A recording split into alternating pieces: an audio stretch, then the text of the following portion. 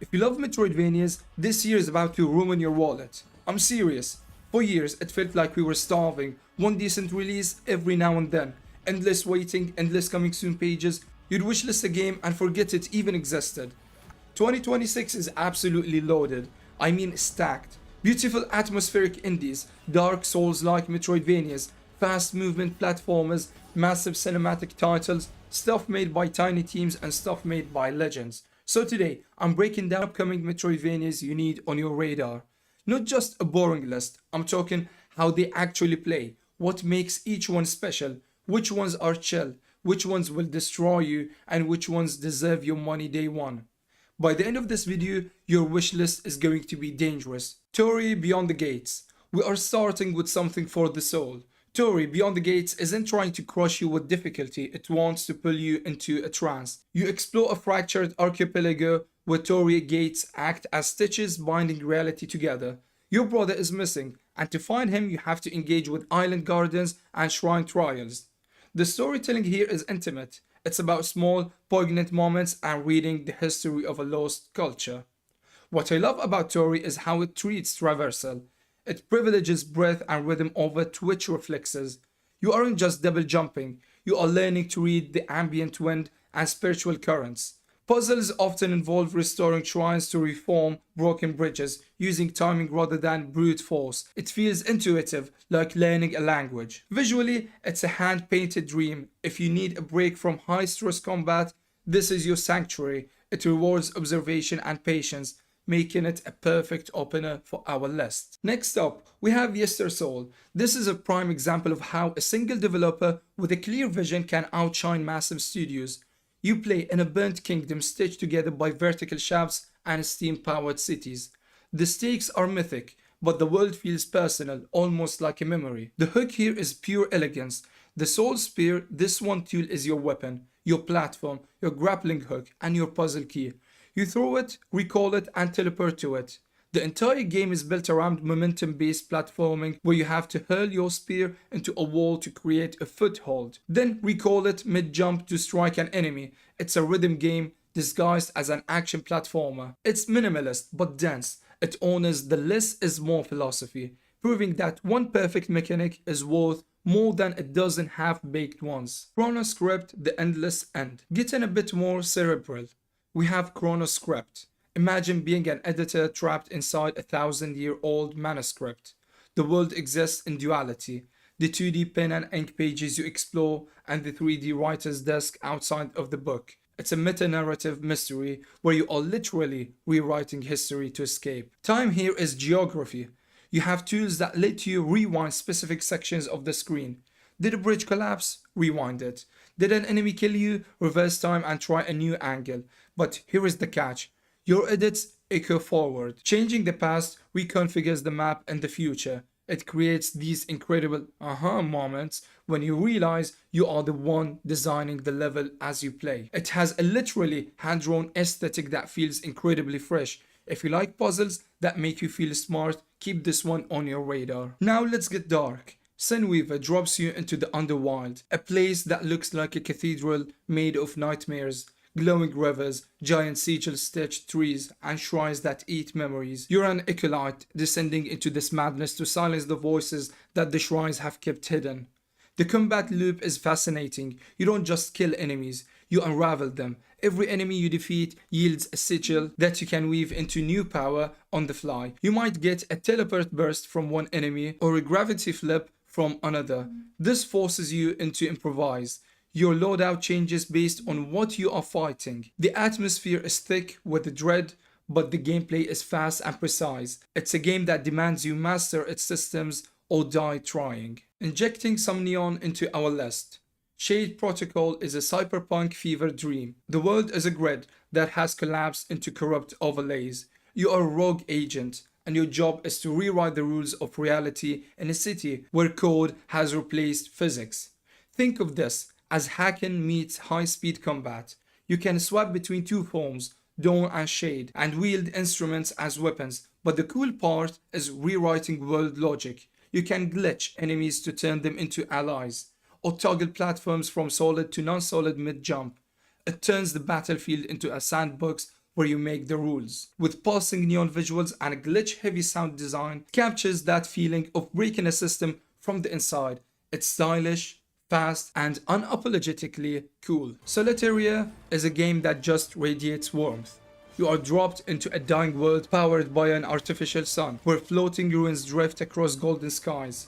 You play as a solar bearer, a warrior bound to the core of this star, trying to understand why this divine energy is fracturing reality. The gameplay is built entirely around light. You absorb sunlight to charge your attacks or convert it into traversal skills like air dashes. But there is a twist. Your exploration options change based on your charge level.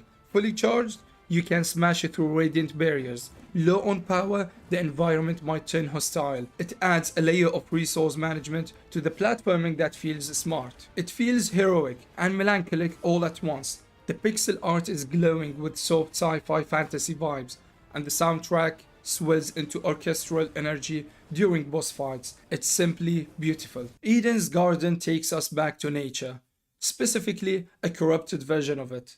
Set in the Garden of Lost Days, you play the last sentinel trying to reconnect with elemental spirits. The world is vibrant, full of twisted roots and ancient stone. The standout feature here, soul teleportation mechanics combined with summons. You can throw your weapon and warp to it, which is classic, but you also bond with elemental spirits. These spirits aren't just pets, they evolve your movement. You can mix and match summons to solve puzzles or exploit enemy weaknesses, like using wind for crowd control while your sword handles the damage. It's fluid and responsive. If you love pixel art that looks like a moving painting, Eden's Garden is going to be a treat. Akatori is all about balance. The world is split into 4 elemental parts: flame, frost, storm, and vine. The gardens are missing, and the biomes are bleeding into each other. It's your job to restore order. The gimmick here is stance swapping, and it is done brilliantly.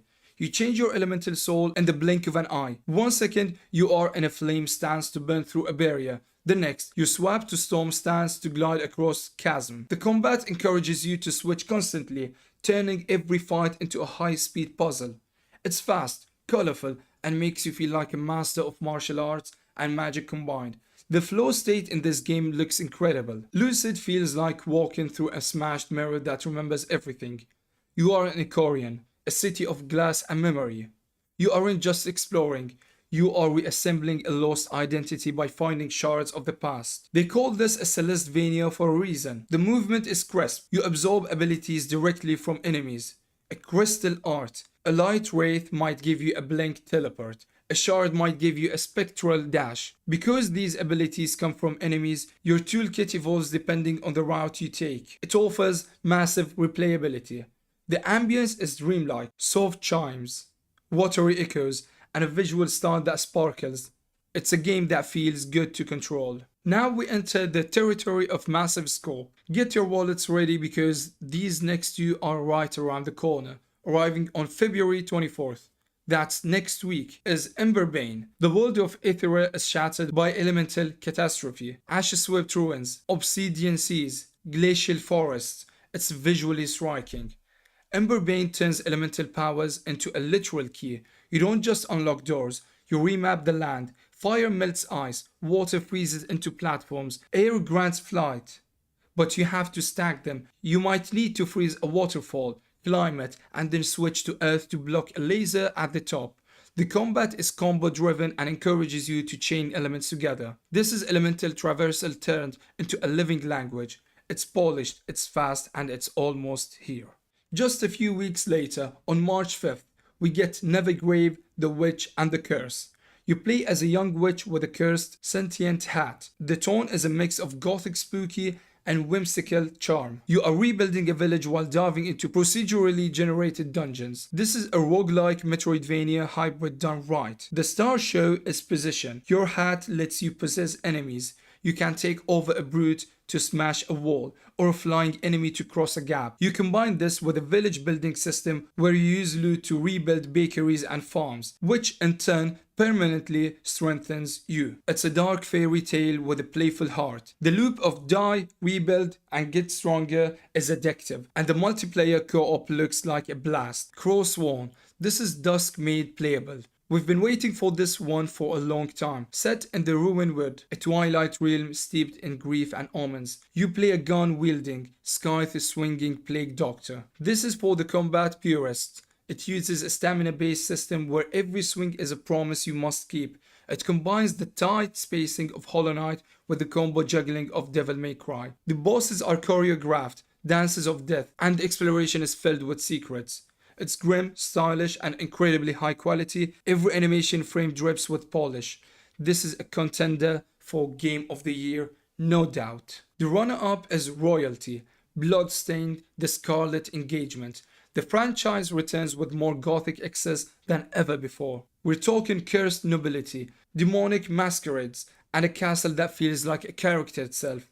They have doubled down on what made the first game great and built variety. You can shape blades, attach sigils, and tune your character to be a tank, a mage, or a speedster. The level design is more layered, and the dual protagonist system adds a fresh tactical layer to the exploration. It's theatrical, it's grand, and it is exactly what fans wanted. Ollie and the Merchant of Dreams stars Ollie, a kid who can summon fantastical creatures from their imagination. When Ollie sleeps, they journey through whimsical dream realms. Think candy forests, floating islands, and friendly monsters like walking cupcakes. The gameplay mixes platforming puzzles and light combat. You summon creatures like a cotton candy bird or a ghostly friend, help solve puzzles, or gently fight silly enemies. Visually, it's hand-painted 2D with bright colors straight out of a children's fairy tale. The tone is cooperative and joyful, even if it might have small thrills. Because the protagonists are so imaginative, expect surprises. One stage might have navigating clouds, another fighting a cake that comes alive. The developer is aiming for something that feels magical and nostalgic. If you loved Kirby's Dream Land or games where creativity is key, this looks to be a sweet, uplifting adventure. Get ready for a dark fairy tale Metroidvania. Briar Flame sets its scene in a land overrun by an evil, your young ember host, basically a spirit made of sacred fire, determined to push through the brambles and reach the heart of the briar to stop its curse. The gameplay is heavily inspired by Souls games. Expect tight, pattern-based combat where dodging and timing are everything. One journalist even called it adaptable like Dark Souls. You'll swing flaming melee weapons, cast explosive fire spells, and equip relics that give you new flame powers. The look is moody. Imagine a twilight forest with creeping vines and glowing embers against gothic backdrops. Each new flame ability unlocks a way past an obstacle. For example, burning through wooden barriers or lighting up hidden paths. The world feels very atmospheric, like a dark fairy tale come to life in pixels. If you like a challenge and a bit of melancholy story hidden among the thorns, Briar Flame could become a favorite in the dark fantasy subgenre. Ariana and the Elder Codex brings us to a magical fantasy library setting. You become Ariana, a young librarian with enchanted powers. In this game, giant books have gone haywire and spread monstrous creatures throughout the archives. Your job, leap into those haunted manuscripts and restore lost magic by beating the monsters inside. The combat is fast and spell-based. You can unlock and craft 30 plus different spells, from firing magic beams to summoning platforms. This one looks very anime inspired with bright hand-drawn 2D art. Previews say the action is challenging but rewarding. Expect precise dodging and spell combos rather than button mashing. The feel is kinda like a fantasy Castlevania. Speed along library rafters, unlock secrets, and watch Ariana's robes glowing with energy. If you love collecting and upgrading abilities, imagine a spell-making crafting system too. This one will scratch that itch. Let's continue with nostalgia and charm. Little Nemo and the Garden of Slumberland is a prequel to the classic NES game, but with modern fluid animation. You play Nemo, the boy from the old comics and arcade game. As he travels through dream worlds, the descriptions hype it as cute, colorful. Indeed, its Steam page says Nemo is armed with toys, candy, and stuffed animals. In a vast Metroidvania world, that means everything looks cartoonishly bright. Cotton candy clouds, bedroom portals, friendly dream critters. Gameplay recalls the old 8-bit feel but updated. Expect non-linear exploration, like finding new power pieces from the comic, and a focus on platforming combos. There are unique touches too. On the Steam community, it mentions PJs are a major upgrade item. Basically, Nemo finds new pajamas that give him buffs. How cute! The story is true to the whimsical theme. Nemo must save Dreamland and his toys, all drawn frame by frame like a hand-animated cartoon. If you love the idea of stepping into a childhood dream or just love a bright, fluid platformer, this one could be a dream come true. Pun intended. Clockwork Ambrosia mixes steampunk and shooter elements. You pilot a customizable airship through a gritty industrial world full of cogs and smokestacks. This game isn't pure side-scroller or pure top-down, it actually switches between them. In open areas, you fly your airship in top-down shooter mode. Think bullet patterns, upgrading cannons and armor. While in city or building sections, you hop out, run and gun in a 2D platformer style. The neat twist is you can break down your weapons and armor to mix and match parts. It calls it a forge your own weapon system. So if you find a better cannon, it is modular and you can attach its parts to your ship or suit. This means almost endless customization for your battle style. The look is pixelated but with a gritty edge. Brown bricks, steaming pipes, clock towers, mech enemies. Previews say expect fast-paced shooting and tight platform segments, plus gear-shifting combat. It's been described as writing your own symphony of bullets. For fans of games like SteamWorld Heist or Blaster Master Zero that blend genres, Clockwork Ambrosia's ambition and cityscape setting make it one to watch. Time for something cozy and spooky. Pumpkin and Patch looks like Halloween come to life. You control a duo, Patch a plucky dog, and Pumpkin a living jack-o'-lantern. Together they explore a haunted farm and forest full of seasonal spooks. Gameplay mixes platforming and light combat, with each character having special moves. For example, maybe Patch digs tunnels or Pumpkin can roll into a wheel. As you unlock new abilities, you'll solve puzzles, like using Pumpkin's wheel roll to break through fences or lighting dark areas. The art is cute, cartoonish pixel style. Think of a charming fall festival vibe rather than true horror. It even has co-op potential, hinting that two players could team up as Dog and Pumpkin. The atmosphere is friendly, spooky, pumpkins, ghosts, creaky bars at twilight. Fans of Halloween-themed games should keep an eye on this one, since it promises boss fights against things like scarecrows and a chill story wrapped in that fall charm. Volunteer the Ascension is a hand-drawn JRPG-style Metroidvania that looks straight out of a fantasy anime. You journey through the magical world of Rawa, befriending special companions called Fated Bonds. Each companion you meet on the way will help you in battle, and interestingly your choices with them change the game's path. It's a branching story, so talking to an ally or making a moral choice can open or close different areas. There are over 150 enemies drawn in polished pixel art, from slithering forest spirits to armored golems. The combat combines exploration with RPG elements. You'll switch between weapons, cast spells, and use your companion's unique skills.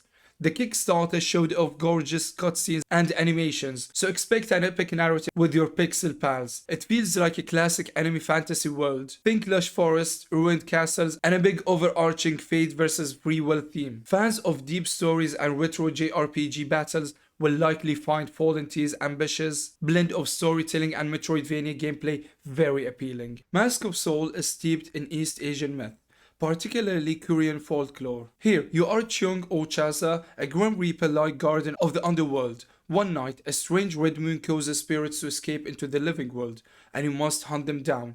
The Steam description nails it. You play Cheong Ochaza, the underworld's gatekeeper, hunting spirits released under the red moon. Combat is precise and flowing. Picture a 2D ninja with a sword, where you can parry incoming attacks and switch on the fly between different soul masks that grant new powers. For example, one mask might let you dash through enemies, another might summon a spirit flame attack. The art is elegant and hand-drawn, combining shadowy forests with temple ruins under a blood-red sky. As you explore, each region has its own puzzle or hazard tied to a mask, so swapping mask is key. In short, fast-paced action, cultural flair. The game explicitly draws on yakshas and other legends, and strategic mask swapping combat. Reviews and tags already emphasize its focus on nimble, high-stakes battles and dark fantasy style. So if you are into sword play with a spiritual twist, Mask of Soul looks tailor-made for you. Mariachi Legends brings a vibrant fantasy world packed with fast-paced combat and classic Metroidvania exploration. You step into a richly built universe where ancient powers, mythical creatures, and long-buried secrets shape the land around you. Right away, what grabs attention is the colorful, high-energy 2D pixel art. Environments pop with personality, dense forests, mystical temples, forgotten underground passages, all tied together through a fully interconnected map designed for backtracking and discovery. This is not level-based, it's one continuous world that slowly opens up as you gain new traversal abilities. Combat looks dynamic and combo-driven. You're not just swinging a weapon, you're changing abilities, dodging, countering, and unlocking new skills that completely change how encounters play out. As you progress, you expand your movement toolkit with the new mobility powers that let you reach hidden paths and optional challenge areas. The boss designs especially seem built to test reflexes and mastery of your upgrades, which is exactly what fans of the genre want. Add in a strong fantasy tone and a sense of classic adventure, and Mariachi Legends feels like it's aiming to be one of those sleeper hits that surprises everyone. Evolvania turns the genre inside out, literally. You play inside a colossal living creature. The game's twist is its evolution mechanic. As you progress, you can literally merge with parts of the creature or its enemies. Each time you absorb a new power, your character physically transforms, gaining abilities that change how you traverse the environment. For instance, maybe you swallow a fish and gain a swimming fin, or fuse with a vine to climb walls. This gives Evolvania a unique feel. It feels like platforming meets a constantly shifting puzzle. The art is hand-drawn, with the insides of the creature forming bizarre biomes. There is also an interesting feature, a level editor mode. So players can create their own weird inside the body levels. People got interested because of this absorb and evolve novelty. You're really blending into the world's ecosystem. Gameplay wise, it still functions as a Metroidvania. Explore corridors of the giant beast, find new powers, backtrack to open sealed gates. The premise is so creative that it is sure to stand out. Expect experimental, maybe a little strange but very imaginative design. Imagine a gothic sci-fi story set deep beneath a dead planet's crust. In Silent Planet, you play Apranic, a space archaeologist exploring an ancient underground complex. Your mission? Find the legendary Angel's Egg that may hold the key to rebirthing the world. The game's pixel art world is full of creepy atmosphere. Think twisting corridors where flesh and bones writhe like a nightmare, mixed with the stars beyond the skull-shaped entryways. Mechanically, it plays like a classic Metroidvania. You'll map out huge interconnected rooms, solve puzzles, and face off against grotesque horrors that reward careful platforming and timing. From early art, it looks stunning, lush, moody, sprites glowing under plants, all backed by cosmic horror vibes. Fans are hyped because the developer is known for cinematic visuals, so expect an excellent story and adventure as you descend deeper into the dead planet. This one is a sequel to Aeterna Noctis, so it's already got a fan base. Aeterna Lucis brings the eternal struggle of light and darkness in gorgeous hand-drawn pixel art. The world is separated into realms of light and shadow, and your choices in navigating that divide will shape the narrative. Gameplay-wise, the developers promise tighter combat. You'll chain together more mobility moves and even air combos. Picture a little more Ori-style fluidity. If you liked Aeterna Noctis, you know the style, intricate 2D backgrounds, dramatic lighting effects, and fast swordplay. Previews praise its radiant aesthetic, expect lots of twinkling magic, sun rays breaking through ruins, and characters with high fantasy flair. It's a bit more polished this time, so imagine mid-battle flips and dashes through dark realms, with each area revealing new secrets. Since the first game was a hit, anticipation is high that the story will be just as grand. Think epic destiny and maybe some moral choices that determine who stays in the light or falls to darkness. Well Dweller takes us underground to a haunted abyss. You play as Glemma, a tiny adventurous bird whose family has been captured by an evil queen in the depths below. Your main tool, an ordinary matchstick. Yes, your only source of light and weapon is flickering match. You'll use it cleverly to burn away obstacles, light torches, and even defeat burnable enemies. Mechanically, it's a classic platformer, precise jumping, branching paths, but with this slight mechanic twist, the levels are handcrafted, with old school charm reminiscent of Minoria, the previous game by this developer. It's spooky but adorable. Expect glowing fungi, crystal caves, and eerie ruins dripping with atmosphere. Importantly, your match only lasts a short while, so part of the challenge is timing your light bursts. Burn a ghost, then scramble back to darkness, using flame at the right moments. Fans of skillful platforming and a slightly creepy vibe without being too gory have been looking forward to this one, especially since the developer is known for tight controls and gorgeous pixel art. Now we enter the territory of massive scope. Rune Fencer Illyia is set in the sunken kingdom of Ethos. It's a world of storm-lashed plateaus and ancient ruins. Illyia is searching for her lost twin, and the story is steeped in folklore about rune-forged gods. Imagine swordplay that eats magic. You steal runes from enemies to sharpen your toolkit. You can hold over 140 runes. Some give you attacks, others give you traversal like water breathing and runic dashes. The map is huge, with 24 distinct areas. It's a tactical, exploration-heavy game that feels like a living spellbook. It blends classical myth with a melancholic, sea-swept atmosphere. It's grand, ambitious, and perfect for players who want to get lost in a world for 50 hours. Okay, finally, the moment we have all been waiting for, announced yesterday at the State of Play. Castlevania is back. Castlevania Belmont's Curse. Konami has partnered with Evil Empire and Motion Twin, the developers behind Dead Cells, to create a brand new mainline 2D entry set in 1499 Paris, 23 years after Dracula's Curse. We follow a successor to Trevor Belmont. The gameplay footage was mind-blowing. The Vampire Killer Whip is back, but now it's a physics-based traversal tool. You can grapple, swing, and pull shields away from enemies. They confirmed a dual weapon system, huge theatrical bosses, and a map that rivals Symphony of the Night in scale. This isn't a remake, this is the future of the franchise. The king has returned to reclaim the throne, the atmosphere is grim, the music is legendary, and frankly, this is the most excited I have been for a game in a decade. So, that wraps up our list of 15 upcoming Metroidvania adventures. Each one has its own world, whether it is the haunted libraries of Ariana, the cosmic catacombs of Silent Planet, or the candy-colored dreamscapes of Little Nemo. We've seen everything from gothic horror to bright fantasy, and from skillful platforming to deep RPG stories. All these games thrive on the indie scene, which is booming on PC right now. Remember, the PC market, especially Steam, made over $1 billion yearly in indie games alone. Steam is still the biggest store on PC, giving developers the freedom to make unique titles and players the first chance to play them. If you don't already have a gaming PC, now is a great time to consider getting one. It is the place where almost every new indie Metroidvania will land first. Which of these 15 games are you most excited about? Let us know in the comments. And if you enjoyed this roundup, be sure to like and subscribe for more game previews. Until next time, happy gaming and keep exploring.